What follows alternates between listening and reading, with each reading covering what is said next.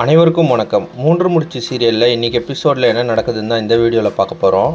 ஜெயிலில் இருக்க ரஞ்சித் அங்கே இருக்க போலீஸுக்கு பணத்தை கொடுத்து எப்படியாவது வெளியே போகணும்னு சொல்லி பிளான் பண்ணார். அதனால் அந்த போலீஸும் ரஞ்சித்க்கு ஹெல்ப் பண்ணுறாரு.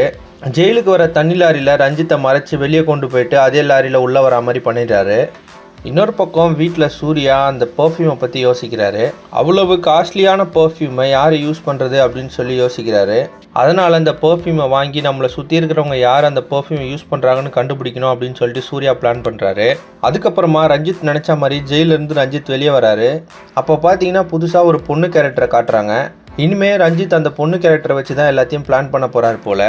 அதே சமயத்தில் அங்கே ரஞ்சித்தோட ஃப்ரெண்டு கௌஷிக் வராரு. அவர் ஹரிதாவோட பாடியில் இருந்த அதே பர்ஃப்யூமாக ரஞ்சித்க்கு தராரு.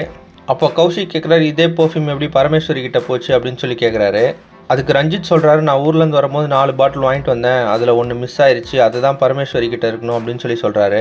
இன்னொரு பக்கம் நந்தினிக்கு விசாரணைலாம் முடிஞ்சதுனால நந்தினியை ரிலீஸ் பண்ணலாம் அப்படின்னு சொல்லிட்டு போலீஸ் சொல்லிட்டாங்க. ஆனால் அதை பிடிக்காத சுந்தரவள்ளி நந்தினியை வெளியே வரக்கூடாது அப்படின்னு சொல்லிட்டு மாதர் சங்கத்தை சேர்த்து போராட்டம் பண்ணுறாங்க. அதை தெரிஞ்சுக்கிட்ட பரமேஸ்வரி அங்கே ஜோதியை கூட்டிகிட்டு போய் பிரச்சனை பண்ணுறாங்க. அதே சமயத்தில் சூர்யாவும் அங்கே வராரு. அப்போ எல்லாருக்கிட்டேயும் சொல்கிறாரு, நந்தினி இந்த கொலை பண்ணல, நீங்கள் தப்பாக புரிஞ்சுக்கிட்டு போராட்டம் பண்ணுறீங்க அப்படின்னு சொல்லி சொல்கிறாரு. ஆனால் ஜோதி என் பொண்ணை கொண்டது நந்தினி தான் அப்படின்னு சொல்லிட்டு சொல்லிடுறாங்க எல்லாருக்கிட்டேயும். அதனால் இப்போ சூர்யாவால் என்ன பண்ணுறதுனே தெரியல. சுந்தரவள்ளி நந்தினி வெளியே வரதை தடுப்பாங்களா இல்லை சூர்யா நந்தினியை வெளியே கொண்டு வருவாரா அப்படின்றத பொறுத்திருந்து பார்க்கலாம்.